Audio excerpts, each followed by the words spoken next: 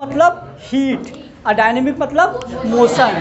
ठीक है, जैसे थर्मो मतलब होता है हीट और डायनेमिक मतलब होता है मोशन। ठीक है, तो हीट के वजह से जब मोशन होगा तो हमको क्या मिलेगा? वर्क। क्लियर? जब हीट की वजह से मोशन होगा तो हमको क्या मिलेगा? वर्क। एक चीज़ और सुन लो पहले, थर्मोडायनेमिक्स से नीट में मैक्सिमम 4 क्वेश्चन और मिनिमम 2 क्वेश्चन, मतलब कि ये 16 नंबर का एक ही चैप्टर से आ जाता है। अब पूरे केमिस्ट्री का सबसे इजी चैप्टर हमारा क्या है? थर्मोडायनेमिक। सबसे इजी चैप्टर हमारा थर्मोडायनेमिक है और 16 नंबर देता है, याद रखना। 4 क्वेश्चन तक आते हैं इससे। क्लियर हुआ? चलो, तो थर्मो मतलब देखो हीट की वजह से जब मोशन होता है तो हमको वर्क मिलता है, इसको हम क्या बोलते हैं? थर्मोडायनेमिक। समझना, एक छोटा सा एग्जांपल बता रहे हैं कि यहाँ पे देखो, ऐसे यहाँ गैस जल रही है। क्या जल रही है? गैस जल रही है। यहाँ पे एक रखा हुआ, मान लो एक प्लेट रखी हुई है, यहाँ एक प्लेट रखी है। ठीक है, इस प्लेट को हमको बार बार इस प्लेट को हिलाना है और जब ये प्लेट हिलेगी तो आगे कहीं हमको वर्क मिलेगा।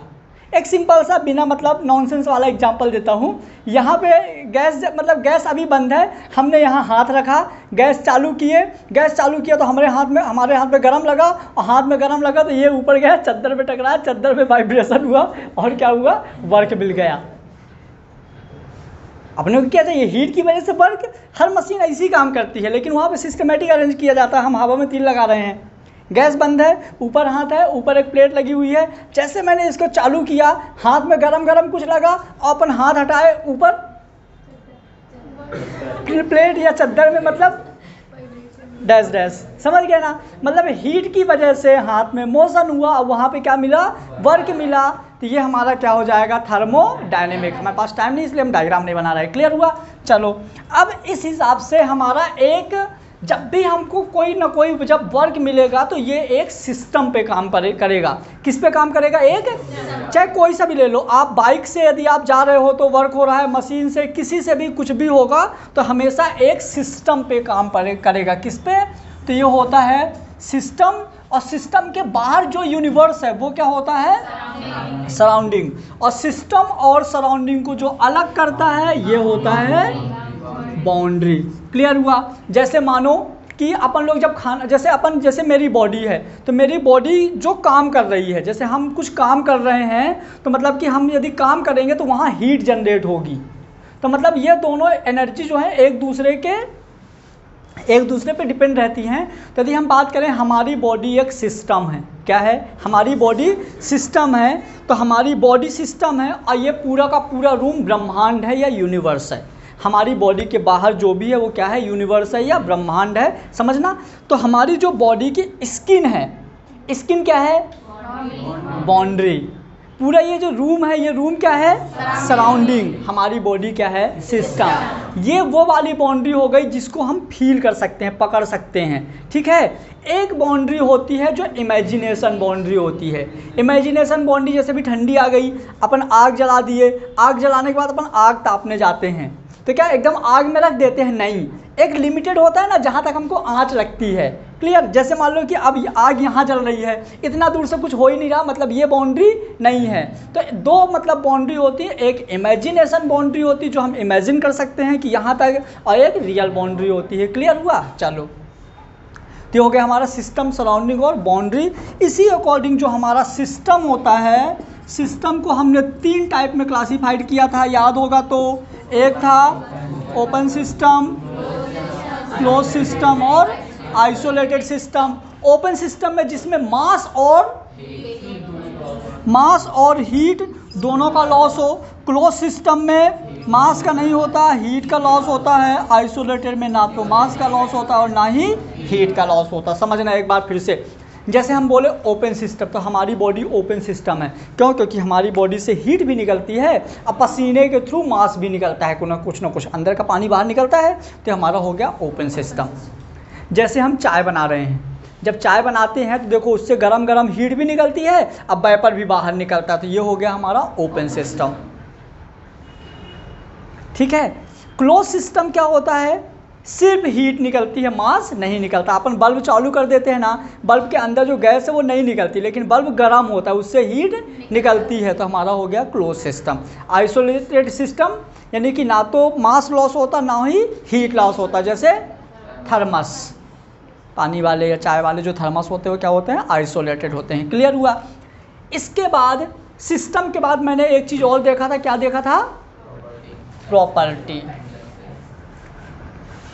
प्रॉपर्टी दो टाइप्स की थी, एक था इंटेंसिव प्रॉपर्टी, एक था extensive property. Intensive property does not depend on the quantity. Clear, quantity not dependent, ये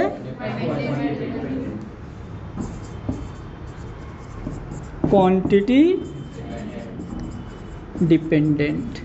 जैसे मैंने बोला, अपन ने, मैं एग्जांपल दूंगा, आप लोगों को बताना है। क्लियर। अपन ने क्या किया, दूध में 1 गिलास पानी मिला दिया, एक्सटेंसिव प्रॉपर्टी की इंटेंसिव प्रॉपर्टी। यदि उसका वॉल्यूम बढ़ गया दूध का तो हो गया एक्सटेंसिव प्रॉपर्टी।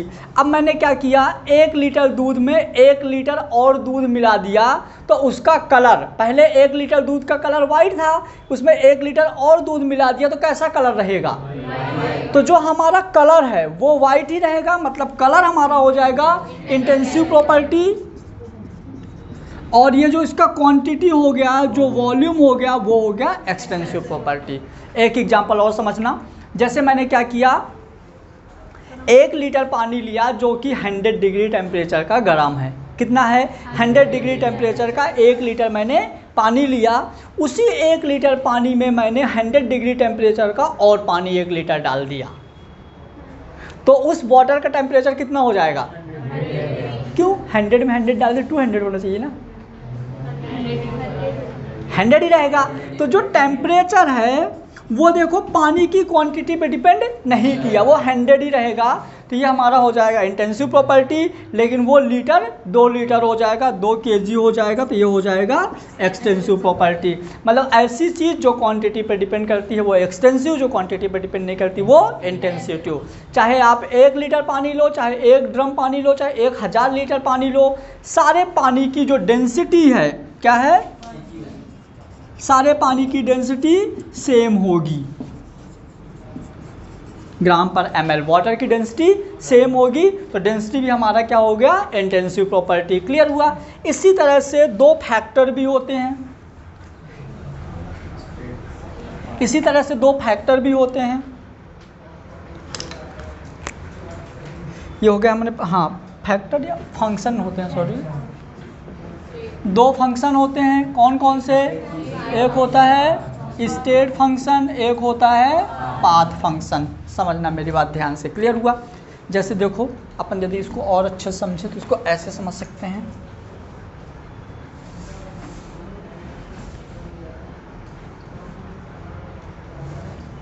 ये सब इन लोगों की कॉपी में लिखा है तो आप लेके लिख लेना, है ना। जैसे मान लो ये एक सिस्टम है, ये एक सिस्टम है। क्लियर हुआ। ये एक सिस्टम है, इस सिस्टम को हमने हीट दिया, क्या दिया, हीट दिया, तो इस सिस्टम से हमको मिलेगा वर्क। क्या मिलेगा, वर्क। लेकिन कुछ हीट लॉस भी होगी, पूरी की पूरी तो हीट में नहीं कन्वर्ट होगी, तो ये वाली हीट Q1 हो गई, ये Q2 हीट हो गई जो लॉस हो गई, और हमको क्या मिला, वर्क मिला। समझना मेरी बात। अब ये बताओ, जब आपने इस सिस्टम को हीट दिया तो क्या डायरेक्ट वर्क मिलेगा कि इसके अंदर कुछ और होगा, क्या क्या होगा, समझना क्या क्या होगा। इसके अंदर पहले से भी तो कुछ हीट रही होगी, कुछ भी तो पहले से कुछ रही होगी, तो हीट दिए देखो, तो यहाँ पे हीट बढ़ी, हीट बढ़ेगी तो एनर्जी बढ़ेगी, एनर्जी बढ़ेगी तो पार्टिकल्स का मोशन बढ़ जाएगा, पार्टिकल्स का मोशन बढ़ेगा तो एंट्रोपी बढ़ जाएगी, एंथैल्पी बढ़ जाएगी। क्लियर। तो इस तरह से सिस्टम के अंदर और बहुत सारी चीज़ों में चेंजिंग होगी।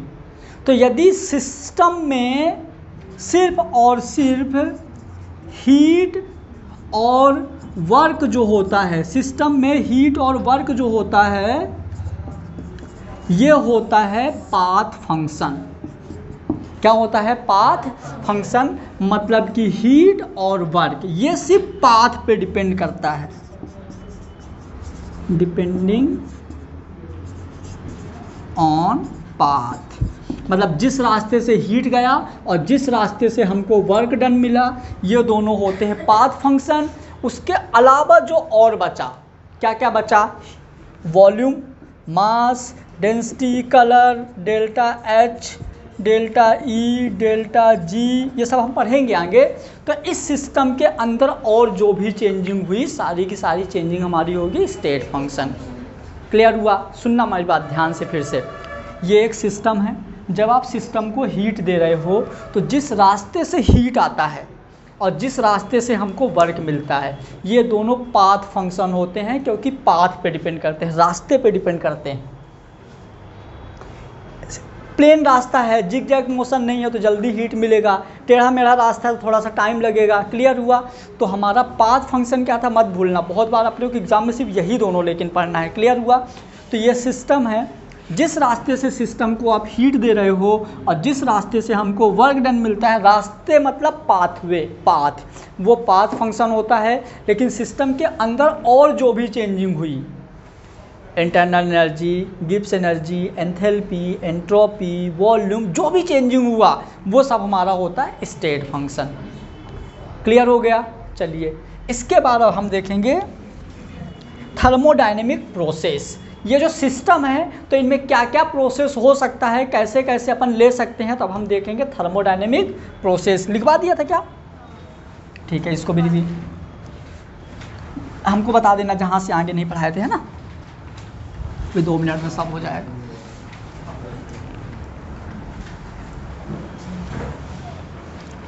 चलो, अब हम देखेंगे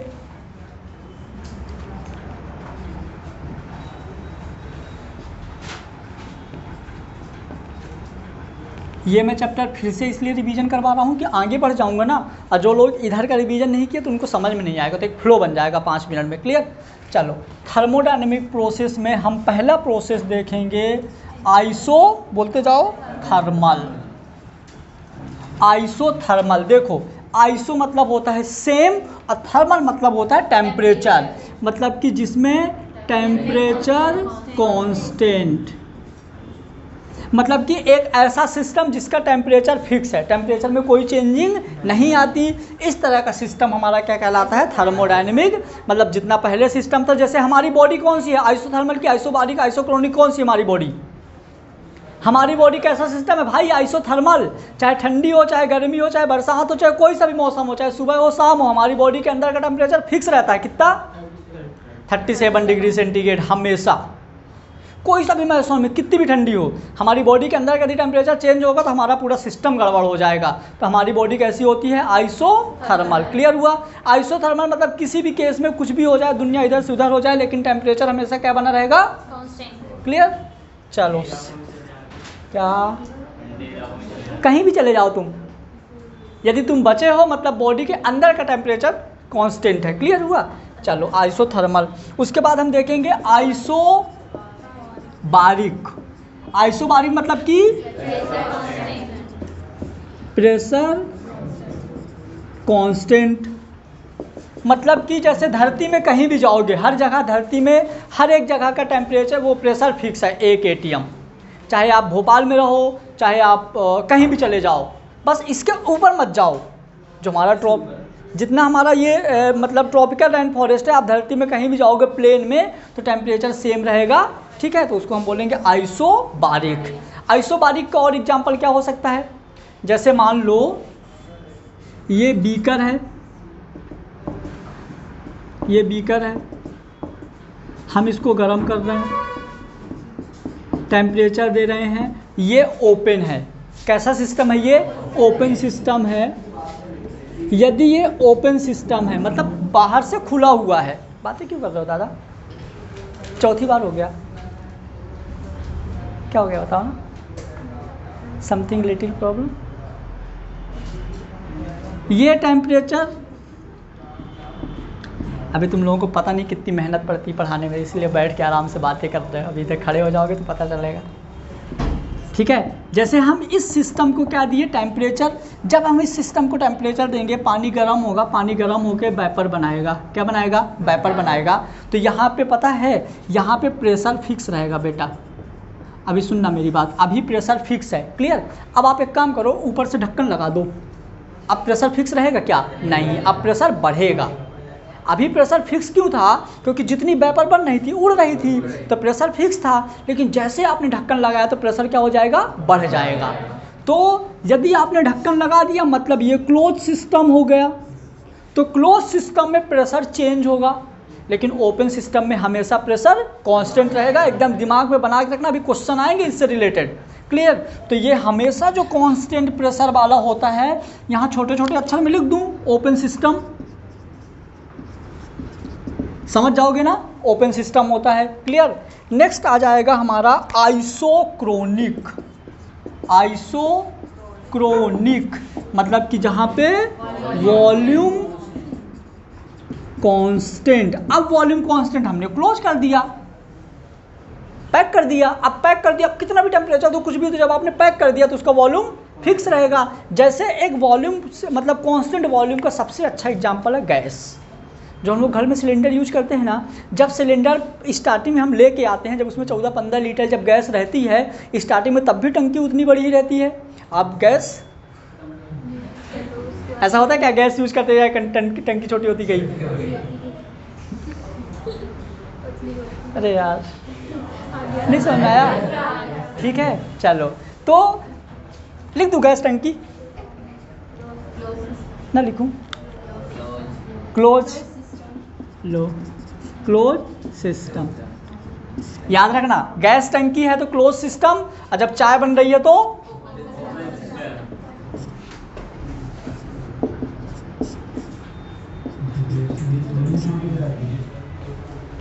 क्या बोला, टंकी छोटी हो जाती है ठीक है, ये हो गया।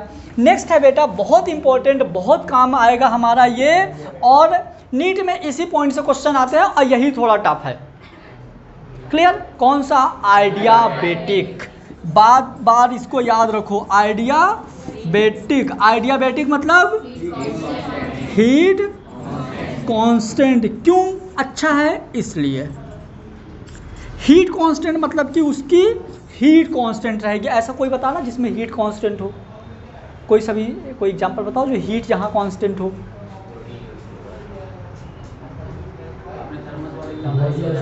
आपने थर्मल वाला लिया था ना, थर्मल कौन थर्मल, हाँ, जैसे अपन वो चाय वाला थर्मस लिए देखे हो तुम लोग कभी, ऐसे इतना बड़ा रहता है, ठीक है, ढक्कन रहता है ऊपर। तो जो चाय वाला थर्मस रहता है, जब अपन उसमें जैसे चाय भरते हैं ना, चाय भरने के बाद चाय का उतनी ही गर्म रह जाती है, ऐसा बोलते हैं, वो तो ठीक है, लेकिन नॉर्मली हम पढ़ेंगे तो यही आंसर देंगे कि उसमें हीट कांस्टेंट रहेगी, जितनी गर्म चाय आपने भरा था उतनी ही गर्म चाय बाद तक रहेगी। अच्छा, ऐसा होता है क्या, कभी कभी भरे भरे ज़्यादा देर तक पड़ी हो तो चाय मीठी हो जाती है। चलो ये होगा, देखो पीवी की पावर गामा, टीवी की पावर गामा -1, एक और PT, PT 1 - gamma by gamma, बहुत इंपॉर्टेंट है। और अभी देखना हम क्या प्यारे प्यारे क्वेश्चन यहीं से करेंगे, फिर तुम लोग पूछोगे कहाँ से आया, तो फिर मैं बताऊंगा कहाँ से आया, ठीक है, याद रख लो। PV, PV, TV, TP, PV की पावर गामा, टीवी की पावर गामा -1 और टीपी की पावर 1 - गामा अपॉन गामा। अब सुनो, गामा कितना अच्छा लग रहा है, गामा। अपन यहाँ पे देखते हैं, गामा के लिए कुछ चीज़ें लिख देते हैं, चलो याद रहेगा। मोनो एटॉमिक के लिए गामा क्या होगा, 5/3, डाई एटॉमिक के लिए 7/5, और ट्राई एटॉमिक के लिए 9/7। याद रखना ये gamma, mono atomic, di atomic, tri atomic. Mono atomic में कौन सी आएंगी, इनर्ट गैस, डाई एटॉमिक में N2H2O2, N2, और इसमें CO2 वगैरह, क्लियर। तो ये हो गया हमारा। अब यहाँ से देखना कितने सारे क्वेश्चन अपन कर लेंगे, शॉर्ट में वैसे कॉपी में लिखा हुआ है। एक काम करो, ये लिख दो, अभी जो नए बच्चे हैं ये लिख दो, ये वाले फार्मूला, हाँ ये जल्दी जल्दी लिख दो, ये फार्मूला ज़रूरी है याद रखना, तब तक तुम लोग याद करो फार्मूला।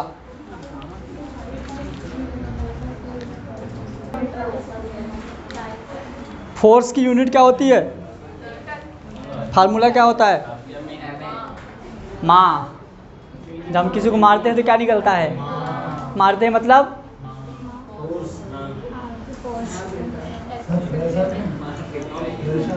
प्रेशर क्या होता है, फार्मूला, हाँ।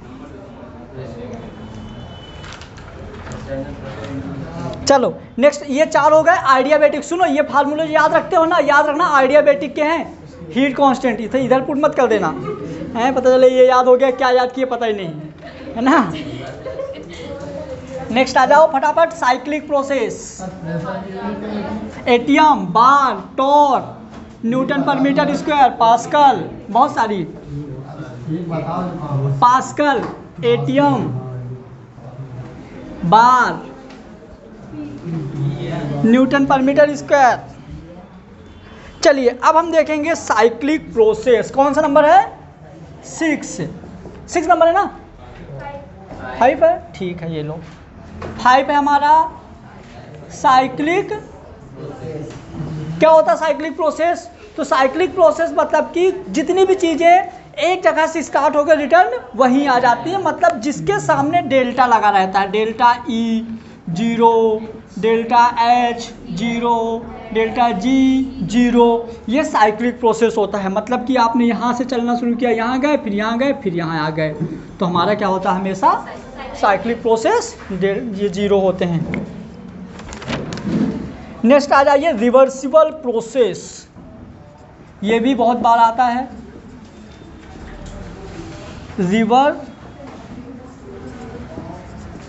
Reversible process.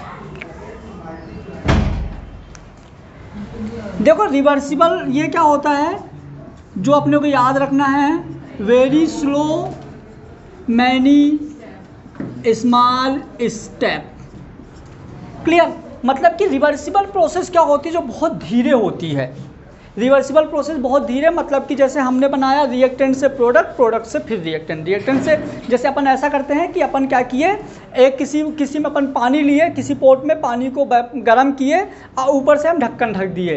अब पानी आराम से थोड़ा थोड़ा गर्म हो रहा है, अब वेपर बन रही है, वेपर फिर ठंडे हो के बाल्टी वो उसमें फिर आ रही है, तो ये वाला प्रोसेस हमारा क्या होगा, रिवर्सिबल प्रोसेस। स्लो होता है, धीरे धीरे आता है, एक कष्टा पानी गर्म करोगे तो उड़ जाएगा, लेकिन अपन ऊपर ढक्कन भी कर दिए, ज़्यादा प्रेशर भी नहीं लग रहा, आराम से धीरे धीरे होता रहता है, तो ये हमारा होता है रिवर्सिबल प्रोसेस। मतलब हमारा रिवर्सिबल का और अच्छे समझो तो रिएक्टेंट से प्रोडक्ट, प्रोडक्ट से रिएक्टेंट, क्लियर।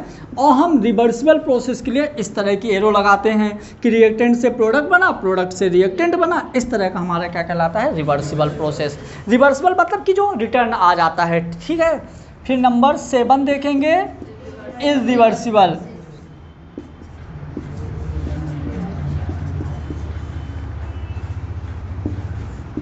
इररिवर्सिबल प्रोसेस क्या होगा, ये फास्ट होगा और लार्ज स्टेप में होगा।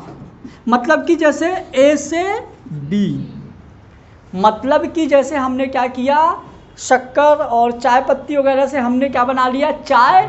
अब चाय से फिर से हम दूध और पानी नहीं बना सकते, ये हमारा क्या हो जाएगा, रिवर्सिबल। मतलब कि डैश डैश। अब ये हो गए मतलब 7। इसके बाद हम पढ़ेंगे हीट और वर्क को अलग अलग, तो इसको नोट कर लो। यहाँ तक लिख लिया था तुम लोगों ने, इसके आगे का पढ़ना है, वर्क एंड हीट कर लिए थे, फार्मूले करवा दिए थे वर्क और हीट के। चलो अपन फार्मूले करके न्यूमेरिकल करना शुरू कर देंगे। हाँ न्यूमेरिकल बस बचे थे।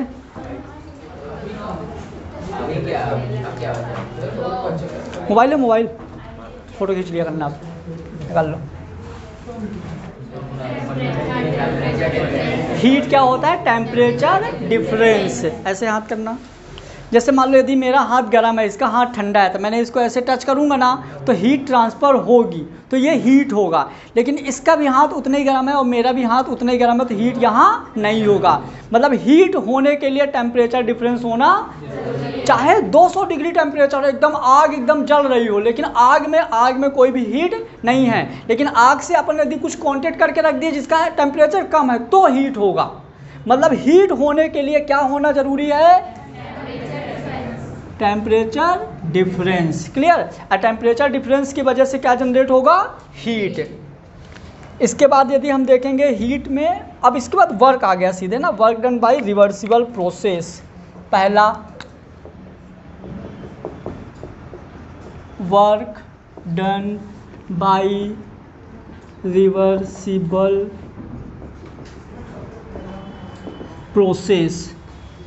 Work done by reversible process,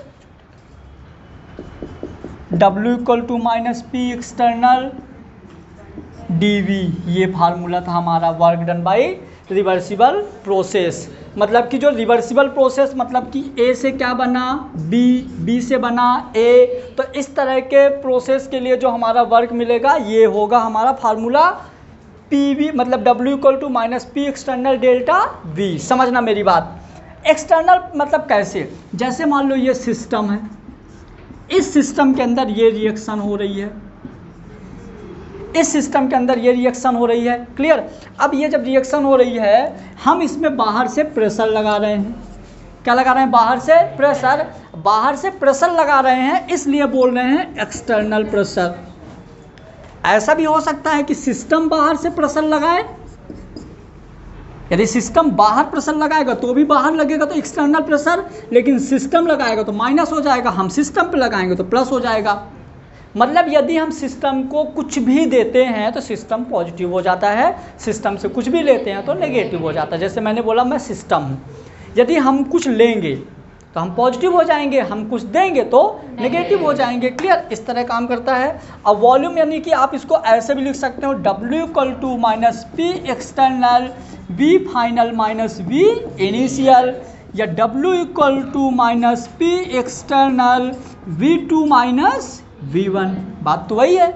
यहाँ से एक और फार्मूला बन सकता है, हम लोगों ने पढ़ा PV इक्वल टू nRT। क्या पढ़ा? PV equal to nRT। देखो P हमारा ये PV ही है, ये PV है, तो हम इसको ऐसे भी लिख सकते हैं, W इक्वल टू PV की जगह हम क्या लिख सकते हैं? nRT। तो हम P माइनस nRT, लेकिन ये हमेशा हम गैस के लिए यूज करते हैं। किसके लिए यूज करते हैं? गैस के लिए। और जो हमारा मोल होता है वो डेल्टा Ng लेंगे। क्यों? क्योंकि ये रिएक्टेंट माइनस प्रोडक्ट, सॉरी, तो हमारा डेल्टा Ng हमेशा होगा N product minus N reactant. Delta Ng मतलब कि हम मोल लेंगे गैस के लिए। इसको कैसे निकालते हैं? जैसे मान लो एक एग्जांपल ले लिया मैंने, N2 plus 3H2 equal to 2NH3। Clear हुआ? यदि हम इसके लिए डेल्टा Ng निकालें तो क्या करेंगे? देखो, तो N प्रोडक्ट के 2 हैं तो 2 माइनस रिएक्टेंट के 3, 1 4, तो हो जाएगा -2। तो डेल्टा Ng हमारा क्या हो गया? -2। इस तरह से हम डेल्टा Ng निकालते हैं। क्लियर हुआ? ये हो गया हमारा क्या? Work done by reversible process. W equal to minus P external delta V। ये याद रखो, बाकी चेंज करना तो अपन सीख लेंगे। फोटो खींच लो फटाफट।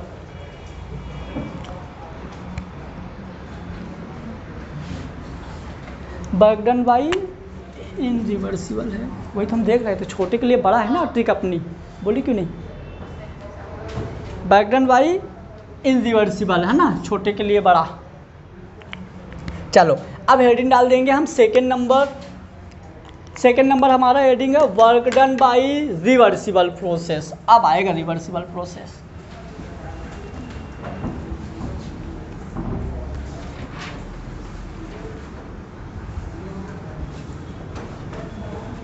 चलो देखो, मतलब work done by reversible process समझना। तो मैं इसको ऐसे ट्रिक बना लिया हूं कि छोटे के लिए बड़ा। ये हमारा वो वाला इरिवर्सिबल था, समझना। वो हमारा W क्या था?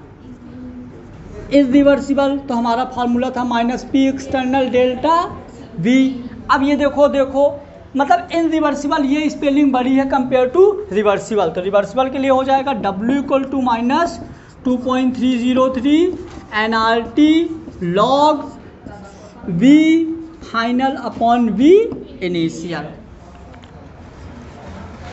एक और W equal to minus 2.303 NRT log P2 upon P1। मतलब कोई सी भी वैल्यू लोगे आप ऐसा ले लेना, हम यहाँ ट्रिक बता देते हैं, log ज़्यादा अपॉन कम। तुमको ये नहीं देखना कौन सा फाइनल है कौन सा इनिशियल है, जो ज़्यादा वैल्यू दी रहेगी उसको अपॉन कम वाली वैल्यू, टेंशन खत्म रहेगी। हमको V1 कौन सा ले, V2 कौन सा ले, P2 कौन सा ले, तो सीधे सीधे क्या कर देना है, ज़्यादा वाली वैल्यू माइनस कम वाली वैल्यू। क्लियर हुआ? चलो एक बार फिर से बोलो मेरे साथ फार्मूला लो, ये वाला देखो मेरी बात, स्पेलिंग छोटी है रिवर्सिबल, एक स्पेलिंग बड़ी है इनरिवर्सिबल। इनरिवर्सिबल स्पेलिंग बड़ी तो फार्मूला छोटा, स्पेलिंग छोटी तो formula W equal to minus 2.303 NRT log ज़्यादा अपॉन कम, है ना, लॉग P वो V2 अपॉन ये तो हमारा हो गया। नोट कर लीजिए फटाफट।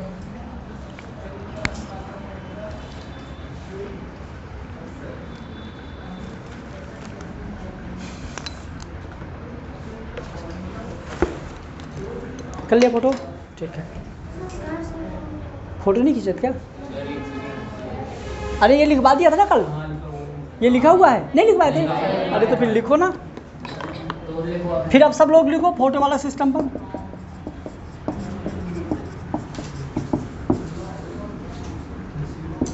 मतलब इसके आगे से नहीं पढ़ाए थे, है ना? ठीक है।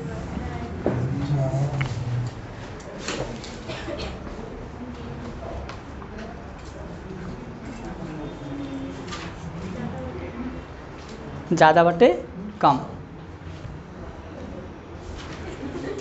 अब लिखते जाना है ना। हाँ।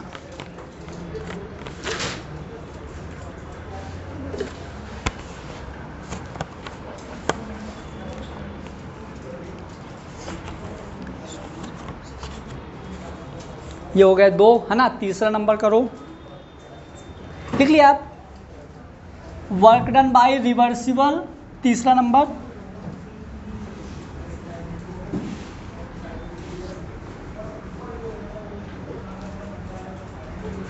Work done by reversible isobaric process, reversible isobaric process, work done by reversible isobaric process. इधर देखो W equal to minus P external delta V, तो हमारा आइसोबारिक यानी कि प्रेशर कांस्टेंट है, प्रेशर कांस्टेंट है तो 0, और 0 है तो वर्क डन क्या मिल जाएगा, 0। थर्ड नंबर वो चेंजिंग नहीं, या वॉल्यूम कांस्टेंट पे भी आएगा, प्रेशर कांस्टेंट एक फिक्स प्रेशर हो जाएगा, वर्क डन वॉल्यूम कांस्टेंट पे 0 रहेगा। हाँ शायद सही बोल रहे, समातिनिक आइसोबारिक, यहाँ तो 0 लिखा है लेकिन 0 होगा नहीं, इतना लिख दो, इसलिए 0 नहीं होगा कि ये चेंजिंग थोड़ी हो रहा है, एक कांस्टेंट फिक्स हो जाएगा, 3 4 जो भी है तो ऐसे ही रहेगा।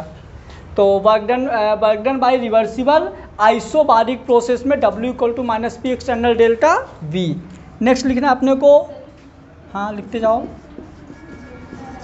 वर्क डन बाय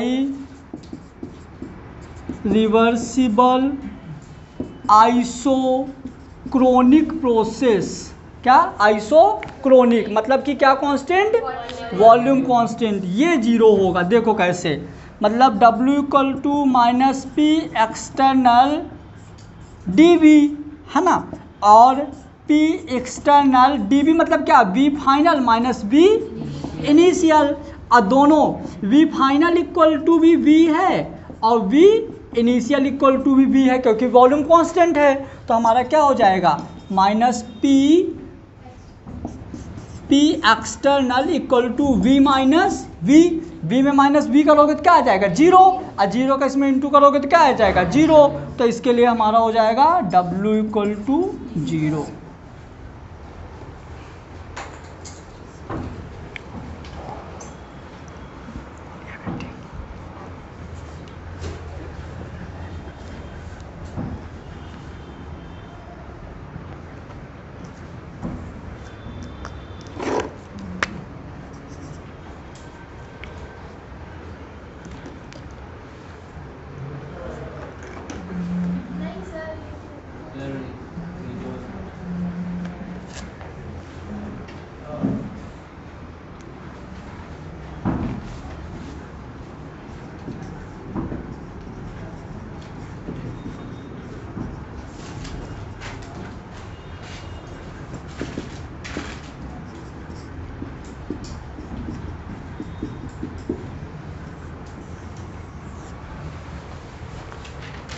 सुनो, work done by reversible adiabatic process, वो वाला प्रोसेस जहाँ हीट होता है, बहुत इजी है।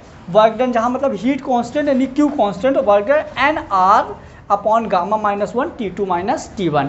फार्मूला याद नहीं करना है, जब हम बार बार क्वेश्चन करेंगे तो अपने आप याद हो जाएगा। याद ये करना है, MTR करो इसे बहुत अच्छे से, मुझे तो रटना है, इसको बहुत अच्छे से याद करो, ठीक है। पहले R की वैल्यू, R हमारा होता है गैस कांस्टेंट, क्या होता है, समझ गए, R होता है गैस कांस्टेंट, क्लियर। R की वैल्यू जूल में होता है 8.314, R की वैल्यू जूल में होता है 8.314, कैलोरी में होता है 2, और लीटर एटीएम में होता है 0.0821। बहुत कंफ्यूजन होता है इन दोनों में, ये तो सबको याद आता है। देखो C इसका मुंह 2 जैसे है, अरे है ना, तो ये तो कैलोरी वाला तो याद ही रह जाता है। कैलोरी तो हमको तुम लोगों का मुंह देख के याद आ जाता है। कैलोरी किस में होगा, कैलोरी का एक बार फिर सुनो अच्छे से।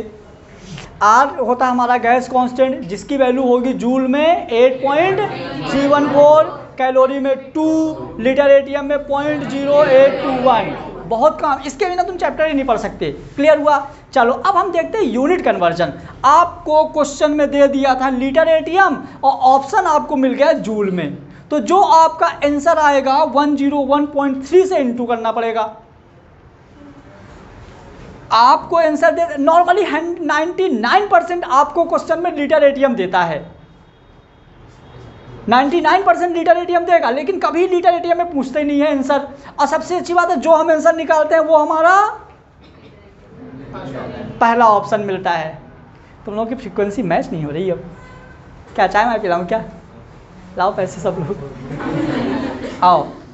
यदि जैसे मान लो कोई कैलोरी में है, उसको जूल में कन्वर्ट करने के लिए 4.2 का, और ग्राम जूल को अर्ग में कन्वर्ट करने के लिए 10 की पावर 7, ठीक है। एक बार फिर सुनो अच्छे से, लीटर एटीएम को जूल में कन्वर्ट करने के लिए 101.3, लीटर एटीएम को कैलोरी में 24.2, लीटर वो कैलोरी को जूल में 4. ये दोनों भूलते हैं मेरे को, तुम लोगों को भी भूलेंगे ये दोनों, क्योंकि ये स्टार्टिंग के दो तो याद ही हो जाते हैं। नोट कर लो फटाफट।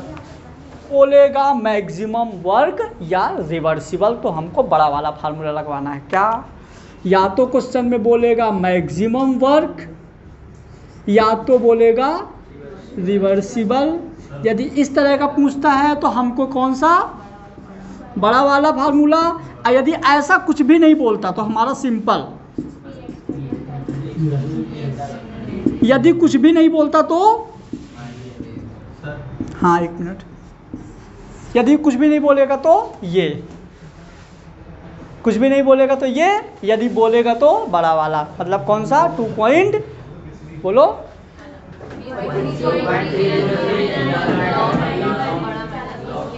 अब लगता है तुम लोगों को चाय पिलाना ही पड़ेगा आज, पियोगी नहीं, ठीक है मंगा लो, अभी मंगा रहे हैं, ये ख़त्म हो जाए ये वाला फिर मंगाते हैं। हाथ खड़े कर देना ऊपर, कौन कौन पिएगा, हाथ खड़े कर देना ऊपर, कौन कौन चाय पिएगा अपन। हाँ सबको पिलाएंगे आज तो, बहुत खुश है अपन। चलो ठीक है, बस एक चीज़ ये याद रखना कि यदि रिवर्सिबल मतलब यदि वर्क डन नहीं दिया है, यदि कुछ भी नहीं बोला तो छोटा वाला फार्मूला लगाना है, लेकिन यदि मैक्सिमम वर्क या रिवर्सिबल बोला है तो बड़ा वाला फार्मूला लगाना है। रेडी हो? अब क्वेश्चन, रुक जाएं, पहले चाय माय पिला दें? नहीं, पहले 5 क्वेश्चन और।